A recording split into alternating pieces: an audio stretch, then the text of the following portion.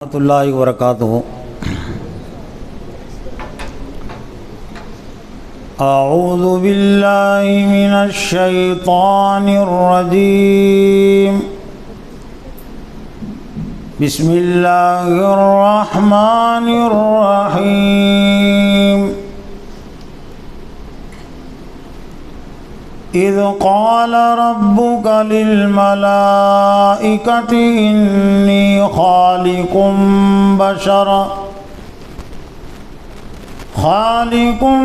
بشرا من طين فإذا سويته ونفخت فيه من روحي فقعوا له ساجدين فسجد الملائكة كلهم أجمعون إلا إبليس استكبر وكان من الكافرين قال يا إبليس ما منعك أن تسجد لما خلقت بيدي استكبرت أم كنت من العالين قال أنا خير منه خلقتني من نار وخلقته من طين قال فاخرج منها فإنك رجيم وإن عليك لعنتي إلى يوم الدين قال رب فأنذرني إلى يوم يبعثون قال فإنك من المنذرين إلى يوم الوقت المعلوم قال فبعزتك لأغوينهم أجمعين إلا عبادك منهم المخلصين قال فالحق والحق أقول لأملأن جهنم منك وممن تبعك منهم أجمعين صدق اللہ العظیم۔ محترم اساتذہ اکرام اور عزیز طلبہ، ابھی آپ کے سامنے قرآن مجید کے سورہ صاد کے 5ویں رکوع کی کچھ آیات تلاوت کی گئی۔ 5واں رکوع مکمل نہیں بلکہ کچھ آیات اس کی چھوڑ دی گئی ہیں۔ اس کا عنوان اور موضوع دوسرا ہے۔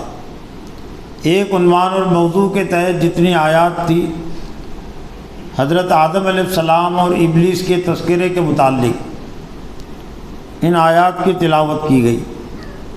پاروں کی ترتیب اور تقسیم کے لحاظ سے یہ 23ویں پارے کے 14ویں رکوع کی آیات ہے۔ ان آیاتوں میں اللہ تعالیٰ نے انسانوں کی پیدائش کی ابتدائی تاریخ یعنی شروع کی تاریخ بیان کی ہے، اور انسانوں کا جو دشمن ہے ابلیس کا کردار اور ابلیس کا طرز عمل بھی اللہ تعالیٰ نے ان آیاتوں میں بیان کیا ہے۔ چونکہ اس دنیا میں ہمارا اصل دشمن ابلیس ہے، شیطان اس کو کہتے ہیں۔ شیطان کے معنی سرکش نافرمان کے، لیکن وہ شیطان ابلیس صرف اکیلا شیطان نہیں، شیاطین تو بہت سارے ہوتے ہیں۔ ہاں یوں کہہ سکتے کہ پہلا شیطان وہ ابلیس ہی ہے، لیکن شیاطین بہت سارے انسانوں میں سے بھی ہوتے جنوں میں سے بھی ہوتے جو ابلیس کی اطاعت اور پیروی کرتے ہیں۔ وہ سب شیطان کی تعریف میں آتے ہیں۔ تو اس کا اصل ذاتی جو نام ہے وہ ابلیس، اور ایسا لگتا ہے کہ ذاتی نام اس کا جو ہے یا رکھا گیا وہ اس کے ذاتی کردار کی وجہ سے۔ ابلیس کے معنی چھپانے کے ہیں، لباس کا لفظ بھی اسی سے بنا، لباس جس سے جسموں کو چھپایا جاتا ہے اس کو لباس کہتے ہیں۔ ولا تلبسوا القرآن مجید میں کہ ولا تلبسوا الحق بالباطل، حق کو مت چھپاؤ باطل سے، گڑ مت کرو۔ تو چونکہ ابلیس نے سب سے پہلے حق کو چھپایا، اس مناسبت سے اس کو ابلیس کہا جاتا ہے، اور ایک طرح سے اس کا یہ ذاتی نام بڑھ گیا۔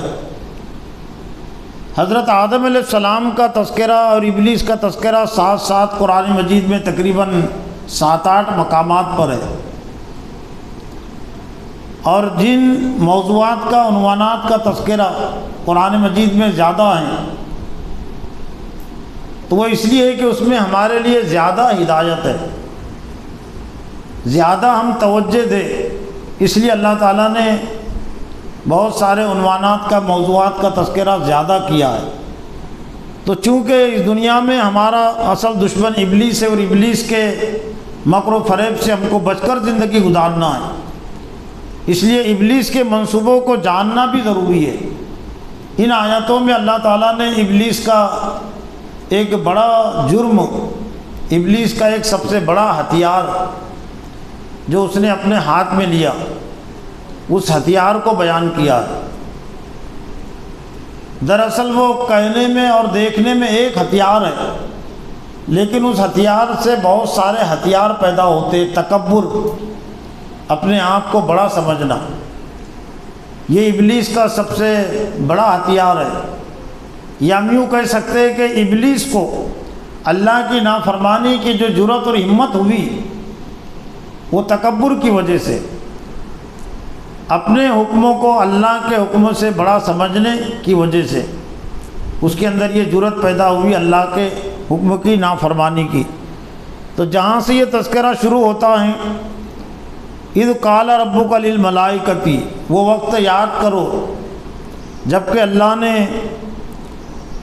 جبکہ تیرے رب نے فرشتوں سے کہا۔ اولین طور پر حضرت محمد صلی اللہ علیہ وسلم سے خطاب ہے، اس لیے کہ قرآن مجید حضرت محمد صلی اللہ علیہ وسلم پر نازل ہوا، اس لیے ربک کہ جو تیرے رب نے، لیکن اس میں جو پیغام ہے پوری امت کے لیے خصوصی طور سے اور عمومی طور سے تمام انسانوں کے لیے۔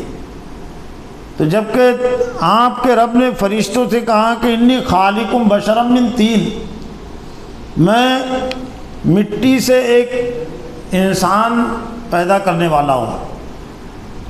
انسان کا جو پتلا ہے، جسم، اس کی جسمانی جو حیثیت ہے وہ اللہ تعالیٰ نے مٹی سے بنائی ہے، اور جب میں اسے درست کر دوں، وَنَفَخْتُ فِي مِن رُوحِی، اور اس میں اپنی پھونک ماروں، فَقَعُوا لَهُ سَاجِدِينَ، تو سجدے میں گر جانا۔ تمام فرشتوں سے اللہ تعالیٰ نے یہ فرمایا کہ میں ایک مٹی سے انسان بنانے والا ہوں، اس کی جب شبیہ بن جائیں گی، اس کا مجسمہ پتلا بن جائے گا، اور میں اس میں پھونک ماروں گا تو اس میں جان پیدا ہو جائیں گے، تب سجدے میں گر جانا۔ فسجد الملائکۃ کلھم اجمعون، تمام فرشتوں نے سجدہ کیا۔ یہ سجدہ چونکہ اللہ کے حکم سے تھا، حضرت آدم علیہ السلام کے لیے اس میں اللہ کے علاوہ کسی اور کے لیے سجدے کی بات نہیں تھی، اللہ کے حکموں پر عمل آوری تھی۔ تو دراصل فرشتوں نے اللہ کے حکموں پر عمل کیا، لیکن چونکہ اس دنیا میں انسانوں سے متعلق یا دین اسلام کی دنیا میں سربلندی، اس کو غالب کرنے کی جد و جہد جو اہل ایمان پر فرض ہے، تو اس میں فرشتوں کا بھی تعاون رہنے والا تھا، اور فرشتے بھی تعاون کرنے والے تھے۔ اس لیے اللہ تعالیٰ نے انسانوں پر ایک طرح سے فرشتوں پر انسانوں کی اہمیت بھی واضح کی، اور اس ذریعے سے ایک بات بھی واضح ہوتی ہے کہ فرشتوں میں اور انسانوں میں جو تعلق ہے وہ دوستی کا تعلق ہے، وہ ہمدردی کا تعلق ہے۔ جیسا ابلیس نے انکار کیا تب گویا کہ وہیں سے وہ دشمن بن گیا، انسانوں کا، حضرت آدم کا دشمن بن گیا، اور اللہ کے حکموں کا انکار کیا اس لیے اللہ کا بھی ایک طرح سے دشمن بن گیا۔ تو تمام فرشتوں نے سجدہ کیا الا ابلیس، لیکن ابلیس نے انکار کیا، استکبر وکان من الکافرین، تکبر کیا اور کافروں میں سے ہو گیا۔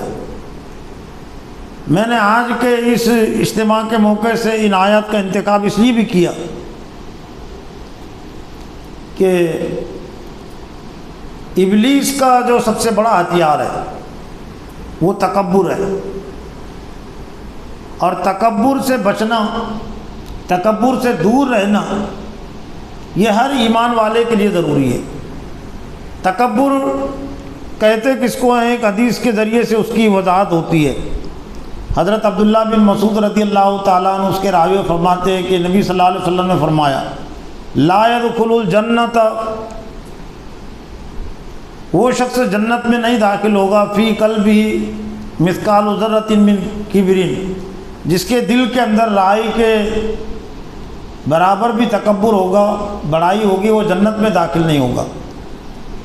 تو ایک صحابی نے پوچھا اللہ کے رسول ان الرجل یحب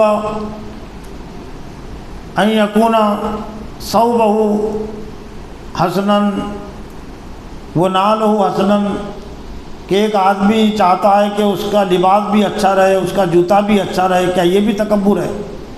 تو آپ نے تکبر کی جو تعریف کی، آپ نے فرمایا کہ یہ اچھا رہنا یہ تو اللہ کو پسند ہے، ان اللہ یحب الجمال، بے شک اللہ تھا، ان اللہ جمیل، بے شک اللہ خوبصورت ہے، وہ خوبصورتی کو پسند کرتا ہے۔ لیکن الکبر بطر الحق و غمط الناس، حق کا انکار کرنا یعنی اللہ کے حکم کا انکار کرنا اور لوگوں کو حقیر سمجھنا، یہ تکبر ہے۔ ابلیس نے اللہ کا انکار نہیں کیا تھا، اللہ کے حکم کا انکار کیا تھا، اور خود انہی آیتوں میں ابلیس نے خالق کی نسبت اللہ کی طرف کی ہے کہ اللہ نے جب اس سے کہا کہ تو نے سجدہ کیوں نہیں کیا، تو خلقتنی من نار و خلقتہ من طین، کہ تو نے مجھ کو آگ سے پیدا کیا اور آدم کو مٹی سے پیدا کیا۔ تو اللہ کے خالق ہونے کا انکار ابلیس نے نہیں کیا تھا، رب ہونے کا انکار بھی نہیں کیا تھا۔ انہی آیاتوں میں ابلیس نے رب کی نسبت بھی اللہ کی طرف کی ہے، قال ربی فانذرنی الی یوم یبعثون، ابلیس نے کہا کہ میرے رب تو مجھے اٹھائے جانے والے دن تک ڈھیل اور مہلت دے، یعنی قیامت تک، لیکن رب کے ساتھ اس نے خطاب کیا ربی۔ اور سورہ ہجر میں بھی دو جگہوں پر، دو آیتوں میں رب کی نسبت ابلیس کے حوالے سے اللہ کی طرف کی گئی ہے۔ تو اس کا مطلب یہ ہے کہ اللہ کو صرف خالق مان لینا کافی نہیں ہے، رب مان لینا بھی کافی نہیں ہے، اللہ کے حکموں کو سب سے بڑا ماننا ضروری ہے۔ اللہ کے حکموں کو ماننا، تسلیم کرنا، اللہ کے حکموں کو اپنی مرضی سے بڑھ کر، اپنے حکموں سے بڑھ کر، تمام انسانوں کے حکموں سے بڑھ کر اللہ کے حکموں کو بڑا ماننا یہ ضروری ہے۔ اور جو اپنے حکموں کو بڑا سمجھے گا تو ایک طرح سے اسی کا نام تکبر ہے، اور شیطان نے یہی جرم کیا، یہی گناہ کیا، استکبر وکان من الکافرین، کہ اس نے تکبر کیا اور کافروں میں سے ہو گیا۔ تو گویا کہ تکبر کرنا یہ کفریہ عمل ہے، کافرانہ عمل ہے، ایک مومن کے لیے یہ زیب نہیں دیتا۔ تو جب اس نے، تو اللہ تعالیٰ نے پھر اس کے لیے لعنت اور ملامت کی کہ اللہ نے فرمایا کہ یا ابلیس ما منعک ان تسجد لما خلقت بیدی استکبرت ام کنت من العالین، اے ابلیس کس چیز نے تجھ کو سجدہ کرنے سے روکا جس کو میں نے اپنے ہاتھ سے پیدا کیا۔ اس میں ایک طرح سے انسان کے لیے اعزاز کی بات بھی ہے۔ مٹی سے یقیناً انسان کا پتلا، انسان کا جسم بنا ہے، لیکن ہاتھ کس کے لگے تھے؟ یعنی جسم میں بھی اگر کوئی اہمیت آئی، عظمت آئی انسان کے، تو اللہ کی وجہ سے آئی ہے۔ لقد خلق الانسان فی احسن تقویم، کہ بے شک ہم نے انسان کو بہترین ساخت میں پیدا کیا۔ بہت ساری چیزوں کو تو اللہ تعالیٰ نے کن فیکن سے پیدا کیا کہ ہو جا، جب اللہ کسی چیز کا ارادہ کرتا ہے کہ ہو جا، وہ چیز ہو جاتی ہے۔ لیکن انسان کی تخلیق کے حوالے سے صرف اللہ تعالیٰ نے یہ نہیں کہا، اس کا جسم بھی ایک طرح سے، یہ جو بیدیہ کا تذکرہ ہے کہ لما خلقت بیدیہ، کہ جس کو میں نے میرے ہاتھ سے پیدا کیا۔ روح تو پھونکی، لیکن روح کے پھونکنے سے پہلے اللہ کا ہاتھ بھی لگا انسان کی پیدائش میں، اس کے جسم کی پیدائش کے حوالے سے۔ استکبرت ام کنت من العالمین، تو نے تکبر کیا، ہم کنت من العالمین، یا تو بلند لوگوں میں ہو گیا، اپنے آپ کو بڑا سمجھنے لگا، عالی۔ قال انا خیر منہ، تو اس نے پھر اپنی تعویل پیش کی، نافرمانی، ایک جرم کیا، لیکن جرم پر ایک طرح سے دوسرا جرم کہ میں اس سے بہتر ہوں، تو نے مجھ کو آگ سے پیدا کیا اور اس کو آدم کو مٹی سے پیدا کیا۔ قال فاخرج منہا فإنک رجیم، تو اللہ نے فرمایا کہ تو یہاں سے نکل جا، فإنک رجیم، تو مردود ہے۔ تو گویا کہ تکبر ایسا گناہ ہے، اللہ کے حکموں سے اپنے حکموں کو بڑا سمجھنا، یہ ایسا جرم ہے جس کی وجہ سے شیطان مردود قرار پایا، تو انسان بھی مردود قرار پائے گا اگر وہ اپنے حکموں کو بڑا سمجھے گا۔ وَإِنَّ عَلَيْكَ لَعْنَتِي، اور پھر دوسری لعنت اور ملامت بھی ایک طرح سے ابلیس پر اللہ تعالیٰ نے کی کہ وَإِنَّ عَلَيْكَ لَعْنَتِي إِلَىٰ يَوْمِ الدِّينِ، اور بے شک تجھ پر میری لعنت ہے، إِلَىٰ يَوْمِ الدِّينِ، قیامت تک، یعنی تو کبھی میری رحمت کا مستحق نہیں ہو سکے گا۔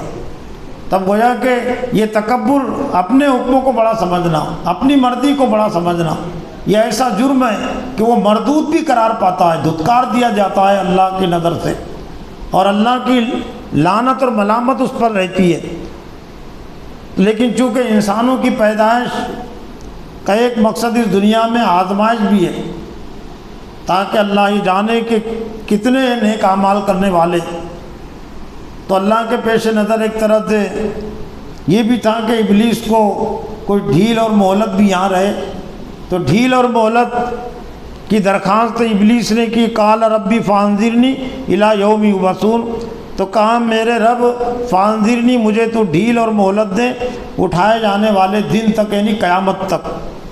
تو اللہ نے ابلیس کی ڈھیل، یہ درخواست کو مسترد نہیں کیا ڈھیل اور مہلت کی، بلکہ قبول کر لیا اور کہا کہ قال فإنک من المنظرین، جا تو ڈھیل دیے ہوئے میں سے ہے، یعنی ابلیس کے علاوہ اور بھی دوسروں کو جو ڈھیل اور مہلت ملتی ہے نافرمانی کی، اور نافرمانی کرنے کے باوجود دنیا میں جینے کی، رہنے کی، تو جہاں تجھے بھی ڈھیل اور مہلت ہے، الی یوم الوقت المعلوم، ایک مقررہ دن تک۔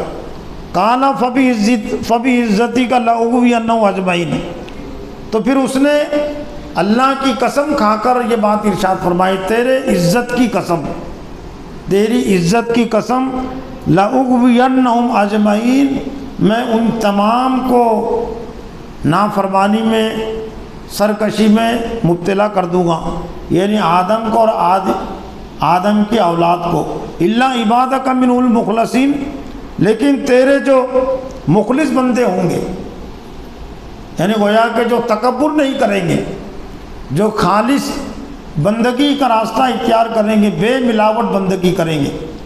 شرک میں بھی سب سے بڑا جو شرک ہے وہ تکبر کا شرک ہے، اللہ کے حکم میں کسی اور کو شریک قرار دینا، یہ سب سے بڑا شرک ہے، اور شیطان نے وہی شرک کا سارا وہی شرک اس نے کیا تھا۔ قال فالحق والحق اقول، تو اللہ نے فرمایا کہ فالحق، بس سچی بات، اور میں سچی بات ہی کہتا ہوں، والحق اقول، اور میں حق بات ہی کہتا ہوں، حق بات ہی کہنے والا ہوں۔ لَأَمْلَأَنَّ جَهَنَّمَ مِنْكَ وَمِمَّنْ تَبِعَكَ مِنْهُمْ أَجْمَعِينَ، ضرور میں جہنم کو تجھ سے اور تیرے متبعین سے بھر دوں گا۔ اجمعین کے الفاظ ہے، تیرے جتنے متبعین ہوں گے تجھ سے اور تیرے تمام متبعین سے جو تیری اتباع اور پیروی کریں گے، ان تمام سے میں جہنم کو بھر دوں گا۔ اور ایک طرح سے میدان محشر سے متعلق جو اللہ کا ایک فرمان ہے، اللہ جہنم سے پوچھے گا، جب جہنم میں چلے جائیں گے، جنت میں چلے جائیں گے جنتی، تو اللہ جہنم سے پوچھے، کیونکہ اللہ نے وعدہ کر رکھا ہے کہ میں جہنم کو بھر دوں گا ابلیس اور ابلیس کے پیروکاروں سے، تو حلیم تلاتی، اللہ پوچھے گا کیا تو بھر گئی؟ قال حل من مزید، تو جہنم کا جواب نقل کیا گیا کہ وہ کہے گی کیا اور بھی ہے، یعنی بھر تو گئی لیکن اور بھی اگر کوئی نافرمان ہے، سرکش ہے، تو میرے اندر جگہ خالی ہے۔ تو اب چونکہ انسانوں کا یہ ہمارا جو دشمن ہے ابلیس نے جو اللہ کی نافرمانی کے لیے جو ہتھیار جو سہارا لیا، وہ تکبر کا سہارا تھا، اپنے حکموں کو بڑا سمجھنے کا۔ تو اللہ کو معلوم ہے کہ میں نے میرے دشمن کو، انسانوں کے دشمن کو جو ڈھیل اور مہلت دی ہے، وہ انسانوں کے اندر تکبر ہی پیدا کرے گا، تکبر پیدا کر کے وہ اللہ کی بندگی سے، اللہ کے حکم کا انکار پر وہ آمادہ کرے گا۔ تو اللہ تعالیٰ نے شیطان کے اس ہتھیار کو ناکام کرنے کے لیے کہ آسانی کے ساتھ وہ انسانوں کو تکبر میں مبتلا نہ کر سکے، اپنی بڑائی میں مبتلا نہ کر سکے، اللہ تعالیٰ نے ایک نظام قائم کیا۔ اس نظام کو سمجھنے کی اور اس سے جڑنے کی ضرورت ہے۔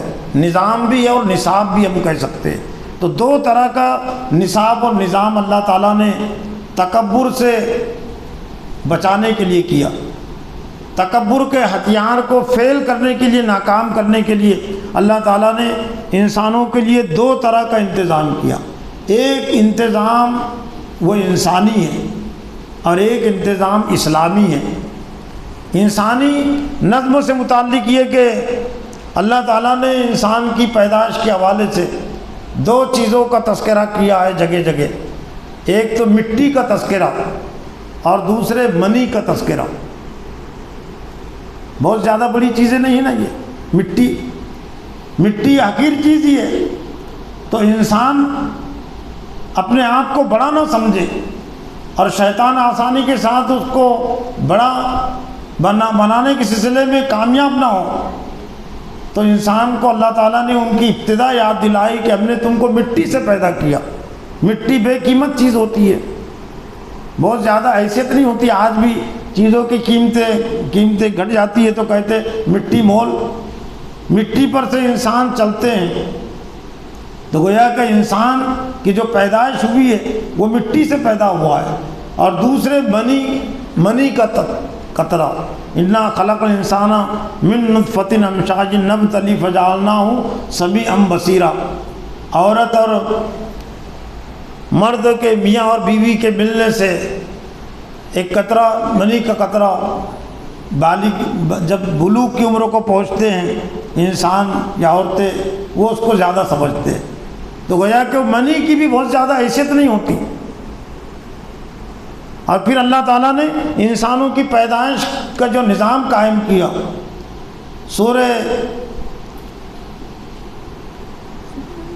ایک سورت ہے قرآن مجید میں، سورہ روم کی آیت نمبر 54 ہے، اللہ الذی خلقکم من ضعف، کہ وہی اللہ ہے کہ جس نے تم کو کمزور حالت میں پیدا کیا، ضعیف پیدا کیا، اور پھر ضعف کے بعد پھر اس نے تم کو طاقت اور قوت عطا کی، اور پھر وہی طاقت اور قوت کے بعد پھر جعلکم ضعفا و شیبا، پھر اور کمزوری اور بڑھاپا اللہ تعالیٰ تم پر طاری کر دیتا ہے۔ تو ایک تو مٹی کے تذکرہ، منی کے تذکرے کو سن کر اور سمجھ کر وہ اپنے آپ کو بڑا نہ سمجھے، وہ اپنے آپ کو برتر نہ سمجھے۔ اور دوسرے کہ پیدائش کا نظام اللہ تعالیٰ نے کچھ ایسا اس کا بنایا ہے کہ دنیا میں جتنی مخلوقات ہیں اتنی کمزور حالت میں کوئی بھی مخلوق پیدا نہیں ہوتی۔ مچھر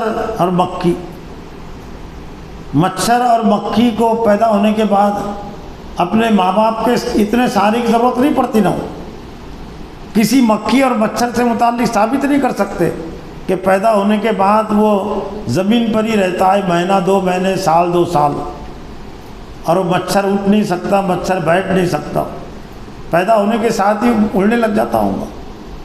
مکھی بھی پیدا ہونے کے ساتھ ہی اڑنے لگ جاتی ہے۔ بکری کے بچے شاید آپ نے دیکھا ہوگا جن کے بر بکریاں ہوتی ہوں، بکری کا بچہ پیدا ہوتا ہے 5 منٹ کے بعد وہ کھڑا ہو جاتا ہے۔ انسان کو کھڑا ہونے کے لیے سال 2 سال لگتے۔ تو تمام مخلوقات میں کمزور اگر مخلوق ہے پیدا ہونا پیدائش کے لحاظ سے وہ انسان ہے، تو یہ کمزوری کا احساس بھی اس کو رہے۔ اور پھر انسان کے ساتھ اللہ تعالیٰ نے جو بیماریاں لگائی ہے، جو حادثات لگائے ہیں، نہیں چاہتے بھی موت آتی ہے، دیکھتے دیکھتے موت آ جاتی ہے۔ ابھی 1 مہینہ پہلے دیکھے ہوئے نا، احمد آباد کا ہوائی جہاز اڑا تھا، 2 منٹ کے بعد زمین پر گر گیا۔ کبھی انہوں نے سوچا تھا ابھی ہماری 2 منٹ کے بعد موت ہونے والی ہے؟ ہوائی جہاز میں گر کر، ہوائی جہاز کے گر کر جتنے انسان مرتے ہیں، پرندے اتنے گر کر نہیں مرتے ہوں گے۔ اگر جائزہ لیا جائے کہ اوپر اڑتے ہوئے ہیلی کاپٹر میں، ہوائی جہاز میں جتنے انسان مرتے ہیں، تو کیا پرندے اتنے گرتے ہیں؟ پرندے اتنے نہیں مرتے ہوں گے۔ تو اللہ تعالیٰ نے یہ نظام بھی اس لیے لگایا تاکہ انسان اپنے آپ کو بڑا نہ سمجھے۔ تو ایک تو یہ، اور پھر دوسرا پھر جو نظام اللہ تعالیٰ نے قائم کیا اسلامی نظام تکبر کے خاتمے کے لیے، کہ انسان کو اندر شیطان تکبر پیدا نہ کر سکے، تو اذان کے ذریعے سے، نماز کے ذریعے سے پھر اللہ تعالیٰ نے وہ ایک نظام قائم کیا ہے، اللہ اکبر۔ تکبر کا لفظ وہیں سے بنا نا، کبر، بڑائی۔ تو اللہ اکبر، اللہ سب سے بڑا ہے، اللہ کا حکم سب سے بڑا ہے۔ ایک اذان میں 6 مرتبہ اللہ تعالیٰ نے اللہ اکبر کی تعلیم اور تلقین کی ہے، اور یہ صرف مؤذنوں کو نہیں کی، اذان کا جواب دینا بھی واجب ہے۔ تو پوری امت کو تلقین کی گئی ہے، اور دعوت تامہ ہے، عام انسانوں کے لیے بھی اس میں پیغام ہے کہ اللہ کا حکم سب سے بڑا ہے، شیطان کا حکم سب سے بڑا نہیں ہے، تمہارا حکم سب سے بڑا نہیں ہے۔ اور پھر نماز کے ذریعے سے اللہ تعالیٰ نے ایک وسیع نظام قائم کیا کہ ابلیس انسانوں کے اندر بڑائی پیدا نہ کر سکے۔ تو ایک ہی رکعت کے ذریعے سے 15 مرتبہ اللہ کی بڑائی کی تعلیم اور تلقین۔ بار بار میں کہتے رہتا ہوں، 15 کا اشارہ کس طرح سمجھ گئے ہوں گے شاید۔ ایک رکعت میں 15 مرتبہ آئے، پوری ایک نماز میں 15 مرتبہ نہیں، ایک رکعت میں 15 مرتبہ آئے اللہ کی بڑائی کی تعلیم اور تلقین۔ کیسے 15 مرتبہ؟ ایک رکعت میں 6 مرتبہ آئے اللہ اکبر، اللہ اکبر سے نماز شروع ہوئی، اللہ اکبر سے رکوع میں گئے 2 مرتبہ ہو گئے، سجدے میں گئے اللہ اکبر کے ذریعے سے، سجدے سے اٹھے اللہ اکبر کے ذریعے سے، دوسرے سجدے میں اللہ اکبر کے ذریعے سے، دوسرے سجدے سے اٹھے اللہ اکبر، تو 2 سجدوں میں 4 مرتبہ اللہ اکبر، رکوع میں 1 مرتبہ، قیام نماز شروع ہوئی تو 6 مرتبہ اللہ اکبر ایک رکعت میں۔ ایک رکعت میں 2 سجدے ہوتے ہیں، اور 2 سجدوں میں 6 مرتبہ مسنون ہے نا، سبحان ربی الاعلیٰ، پاک ہے میرا رب جو اعلیٰ ہیں۔ ایک رکعت میں 1 رکوع ہوتا ہے، اور ایک رکوع میں 3 مرتبہ مسنون ہے نا، سبحان ربی العظیم، پاک ہے میرا رب جو عظیم ہے۔ بڑائی کے عام طور سے 3 ہی دعوے ہو سکتے ہیں، میں بڑا، میں عظیم، میں اعلیٰ۔ تو تینوں ہی دعووں کو اللہ تعالیٰ نے ایک رکعت کے ذریعے سے ختم کر دیا تاکہ ابلیس کو کامیابی نہ مل سکے، کم از کم ایمان والوں کو بہکانے کے سلسلے میں، بڑا سمجھنے کے سلسلے میں، اور نماز ان کو یاد دلاتے رہے کہ تم نے ایک ہی رکعت میں 15 مرتبہ اللہ کی بڑائی کا اقرار کیا ہے، اعلان کیا ہے کہ اللہ سب سے بڑا ہے، اللہ عظیم ہے، اللہ اعلیٰ ہیں۔ تو یہ 2 طرح کا اللہ تعالیٰ نے نظام قائم کیا ہے انسانوں کو تکبر سے بچانے کے لیے، شیطان کے مکر و فریب سے بچانے کے لیے۔ ایک تو انسان کا یہ پیدائشی نظام ہے، ہم اپنی اصل حیثیت کو بھی ہم سامنے رکھے مٹی کی اس کی حیثیت ہے، نطفے کی اس کی حیثیت ہے، کمزور حالت میں پیدا ہونے کی اس کی حیثیت ہے، اور جب وہ پھر دنیا سے جاتا ہے تو بیماری کی حالت میں وہی اس کی حالت ہو جاتی ہے جو پیدا ہونے کے وقت ہوتی ہے۔ بہت سارے بیمار اپنے ہاتھ سے نہیں کھا سکتے نا، جیسا بچہ اپنے ہاتھ سے پی نہیں سکتا، پیشاب نہیں کر سکتا، صفائی نہیں کر سکتے نا بچہ اپنے طور سے، تو بہت سارے بیماروں کو ان کے جب پیشاب کرتے پاخانہ کرتے ہیں تو سرپرستوں کو صاف کرنا پڑتا ہے، اپنے ہاتھ سے نہیں کر سکتے۔ تو اللہ تعالیٰ نے انسانوں کو ایک طرح سے دنیا میں پیدائش کے موقع سے بھی اور موت کے موقع سے بھی ان کی کمزوری ان کو یاد دلائی ہے، تاکہ شیطان ان کے اندر تکبر پیدا کرنے کے سلسلے میں کامیاب نہ ہو سکے۔ اور دوسرا یہ عبادات کے ذریعے سے، خاص طور سے اذان کے ذریعے سے اور نماز کے ذریعے سے اللہ تعالیٰ نے تکبر سے بچنے کا ایک وسیع نظام قائم کیا ہے۔ اللہ سے دعا ہے کہ اللہ تعالیٰ مجھے بھی اور آپ کو بھی شیطان کے اس ہتھیار سے، تکبر کے ہتھیار سے بچنے، دوسروں کو بچانے کی توفیق عطا فرمائے۔ وآخر دعوانا الحمدللہ رب العالمین۔